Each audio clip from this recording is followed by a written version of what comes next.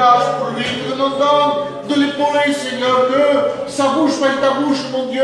Seigneur, garde-nous de venir écouter l'homme nous parler. Ce que nous avons besoin de nos temps, de nos jours qui sont difficiles, c'est du mot de Dieu. Que le mot de Dieu soit dans son cœur. Que le message authentique de l'évangile soit diffusé ce matin. Seigneur, qui est mot pour ma vie, mot pour ma vie. Qu'il soit dans la liberté de Dieu. C'est de l'abondance du cœur que la bouche parle, Seigneur. C'est de plus en plus de toi. Que mon cœur, que le cœur de mes frères et sœurs soit disposé ce matin. Seigneur, au nom de Jésus, nous lions toute opposition. Amen. Ta gloire, Seigneur. Amen. Gloria a Dios. Gloire à Dieu.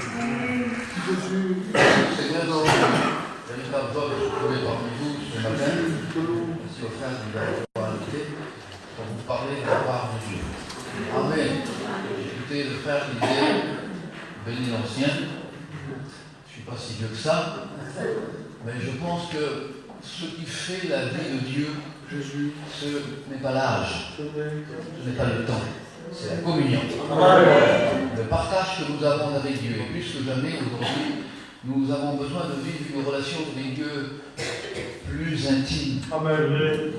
Vous savez, dans la parole de Dieu, très souvent dans l'Ancien Testament, lorsque Dieu parlait à son peuple, il employait ce terme, mon peuple. C'était synonyme de communion, d'intimité, de rapprochement. Et vous savez que le peuple d'Israël est un peuple mis à part. Vraiment, selon l'élection de Dieu, c'est un peuple qui est mis à part. Et Dieu a toujours aimé avoir cette appellation mon peuple, mon peuple. Et puis, dans un certain texte du prophète Ésaïe, il va dire ces paroles. Ce peuple m'honore des lèvres, et son cœur n'y est pas. Oui. Et voyez-vous, on ne peut pas tromper Dieu. Amen. Il faut être réellement ce que l'on est devant le Seigneur. Ce qui est important, c'est que ce que nous disons va avec ce que nous faisons. Parce que ce que nous disons, ce que nous manifestons ici, en fin de compte, c'est la réalité de ce que nous vivons dehors. Et c'est tout à fait normal. La vie de Dieu, on ne fait que manifester ici ce que l'on vit dehors. En définitive, la vraie vie de Dieu, elle ne se vit pas dans nos églises. Non. Elle se vit chez soi. Amen. Elle se vit dans son travail. Elle se vit sur le marché. Elle se vit face à la provocation, aux difficultés. En fin de compte, c'est là que les gens verront ce que nous sommes. Je voudrais chauffer personne ce matin. Nous ne sommes pas des curés, nous ne sommes pas des bonnes sœurs, qui se mettent dans un monastère, qui se jettent loin de tout, qui se renferment, et puis qui prient. Ben oui, ils ne sont pas sujets à rien ici. Mais le Seigneur a dit, vous êtes dans le monde, pour voir justement la différence entre ceux qui servent Dieu et ceux qui ne le servent pas. Alors nous sommes appelés à vivre une communion avec le Seigneur plus intime. Et que Dieu soit béni, nous allons le faire ensemble. Je vous invite à lire l'évangile de Matthieu, chapitre 7, et au verset 16. Je vous fais cette petite annonce. J'ai eu la grâce de Dieu, avec des frères catalans, de faire un nouveau CD. C'est avec les frères catalans que j'ai fait ça, il y a quelques mois en arrière. Et puis, c'est pour une église de Mont-de-Marsan qui a besoin d'aide. Ils ont un petit terrain, ils n'ont pas de locaux. En fin de compte, ils ont l'église, mais ils n'ont pas de locaux. Et ils ont besoin, alors on s'est mis avec les frères, alors on a fait un nouveau CD. Voilà, c'est vendu pour le somme de 10 €. Participer à une œuvre. Ceux qui peuvent se procurer à la fin, vous viendrez le trouver. Voilà, que Dieu soit béni. Matthieu chapitre 7 et verset. On va lire à partir du verset 16. Vous les reconnaîtrez à leurs fruits. Cueille-t-on des raisins sur des épines ou des figues sur des chardons? Tout arbre bon, il faut qu'il soit bon, portera de bons fruits. Mais l'arbre mauvais ne portera que de mauvais fruits. Tout arbre qui ne porte pas de bons fruits, alors il est coupé, jeté au feu. Et le feu, dans la parole de Dieu, est synonyme de GN. Étang de feu. Ce qui ne sert pas, ce qui n'est plus alimenté, ce qui est coupé, qui est jeté, sera jeté au feu. C'est donc à leurs fruits que vous les reconnaîtrez. Ceux qui disent, alors ça revient à ce qu'on a dit par rapport au prophète Ésaïe, ceux qui disent Seigneur, Seigneur, n'entreront pas tous dans le royaume des cieux. Mais celui-là, seul, écoutez, j'aime bien cette précision de la parole de Dieu. Celui-là seul, parce que l'évangile, le salut, c'est personnel. La Bible dit chacun rendra compte pour lui-même et pas pour l'autre. Et quand on vit sa vie de Dieu, on ne se décalque pas sur un autre. On se décale sur lui. C'est lui le modèle. Amen. Que Dieu soit béni. Alors celui-là seul qui fait la volonté de mon Père, celui-là seul entrera. Alors, le Seigneur dit à plusieurs diront, Seigneur, Seigneur, n'avons-nous pas fait en ton nom? Ouais. Et le Seigneur va dire, je ne vous connais pas. N'avons-nous pas fait en ton nom? Quand nous sommes venus à l'Évangile, quand nous avons reconnu le Seigneur dans notre cœur, automatiquement il a déversé en nous, Galates chapitre 5 et verset 2, les fruits de l'esprit. Parce qu'aucun de nous peut produire les fruits de l'esprit.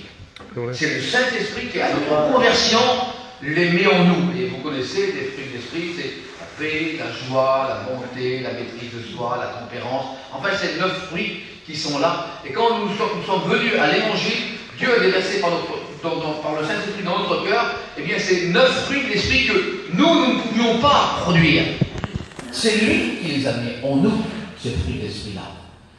Alors certains vont se dire ce matin, mais dans ces fruits d'esprit, si Dieu les a mis en nous, je manque beaucoup de patience, je manque beaucoup de paix, je manque beaucoup de douceur, je manque de joie, je manque de... Il est sûr et certain que Dieu a mis en nous ces fruits. Mais notre devoir à nous, notre responsabilité à nous, c'est de favoriser la croissance des fruits. Amen. Et Dieu nous a laissé 2 choses pour favoriser notre vie chrétienne, Ouais. pour favoriser nos fruits. C'est la parole de Dieu et la prière qui sera le moyen d'arroser ces fruits. Et c'est le fruit que nous arrosons le plus qui viendra en abondance dans notre vie. Alors, je ne sais pas quel vous manque, mais je sais qu'en tant que chrétien, la conversion c'est une chose, le salut c'est une chose, c'est une vie mise à part, c'est acquis par Dieu, par Jésus. C'est un fait qui a été fait. Mais pendant ce travail que le Seigneur a fait en donnant sa vie, il a déversé à ce moment-là ses fruits. Lui, sa responsabilité a été faite et il l'a accompli jusqu'au bout. D'ailleurs, il a dit tout est accompli. Et notre responsabilité à nous, c'est de favoriser notre vie spirituelle en déversant la prière dans notre vie. Parce qu'en fin de compte, prier, c'est pas seulement l'Église qu'il faut le faire, mais c'est surtout dehors. C'est ce qui permettra d'arroser la parole de Dieu et comparé à une eau, dit la Bible, qui est déversée sur nous. Et vous savez comme moi, que de l'eau sur une plante, la fait grandir. La fait prendre de la maturité. Et puis, il y a tout de même 2 sortes de plantes. Il y a la plante d'appartement que l'on a, qui est là au bord du balcon, à travers la vitrine, bien protégée de toute tempête, de tout froid, de tout vent, qui est là et puis qui n'attend qu'à être arrosée par celui qui la possède. Ouais. Il y a celle-ci, qui est simplement à l'église pour recevoir. Et puis, il y a la plante qui est dehors, qui n'attend que ça tombe du ciel, l'eau, pour être vivifiée. Qui sait que si elle est tempête et des difficultés, il faut qu'elle s'approfondisse. Parce qu'en fin de compte, les difficultés et les tempêtes servent à ça. Amen. Frères et sœurs, quand Dieu nous regarde, il ne regarde pas la grandeur de nos branches, mais la profondeur de nos racines. Amen. Parce que Dieu est intéressé par ceux qui ne se voient pas. Dieu n'est pas intéressé par ce qu'Ézéchiel montre. D'ailleurs, en le montrant, j'ai déjà reçu ma propre récompense. Dieu est intéressé par ce qui est écrit chez moi. Il n'est pas appelé dans la parole de Dieu le Dieu du secret. Ton Père qui voit dans le secret. Alors Dieu s'intéresse à nos racines. Et je sais que la plante qui est dehors, eh bien, elle s'attend à ce qu'il tombe du ciel. Et que ce soit mauvais, quand je parle du vent ou de la tempête, elle sait que ça va bouger et il faut qu'elle ait des racines. Tandis que la plante d'appartement, si à un moment donné vous l'avez habituée à ça, et que vous la sortez dehors à la moindre tempête, elle va se plier. Ses racines ne tombent pas. Et plus que jamais, nous avons besoin dans notre vie de favoriser nos fruits de l'esprit. Amen, amen, amen. De les faire remonter à la surface. Gloire à toi, Jésus. Si vous lisez les fruits de l'esprit dans la parole de Dieu, vous verrez qu'à un moment donné, le Seigneur, l'Esprit a placé la paix avant la patience. Vous connaissez peut-être cette histoire de cette femme qui s'est trouvée au volant et puis qui conduisait derrière un vieux monsieur, puis elle était très pressée d'aller à son travail. Puis quand elle est arrivée, quand le monsieur qui était devant, d'une certaine âge, est arrivé au feu rouge, à un moment donné, le feu est devenu vert, puis la dame qui était pressée derrière klaxonnait pour faire avancer le monsieur qui était devant. Puis le monsieur qui était devant, quand il a écouté le klaxon, il a paniqué, il a calé la voiture. Alors la dame derrière, elle était en furie. C'est beau, alors elle a fait des manœuvres, elle a essayé de le passer, et puis quand elle a passé, elle a crié dessus, et puis elle a fait un geste que je ne voudrais pas vous montrer. Mais voilà, à côté, il y avait un policier. Et quand il a vu que cette dame était en furie, là, il l'a arrêté tout de suite. Et puis il a dit, je voudrais les papiers du véhicule. Là. Mais c'est pas moi qu'il faut m'arrêter, c'est ce monsieur-là. Regardez, il faut conduire des personnes si âgées que ça, ils n'arrivent pas à avancer sur la route. Mais c'est pas vrai, à manquer vraiment de patience dans son cœur. Et le policier a dit, madame, je ne vous arrête pas parce que vous avez passé ce monsieur, je vous arrête parce que je suis convaincu que votre voiture a été volée.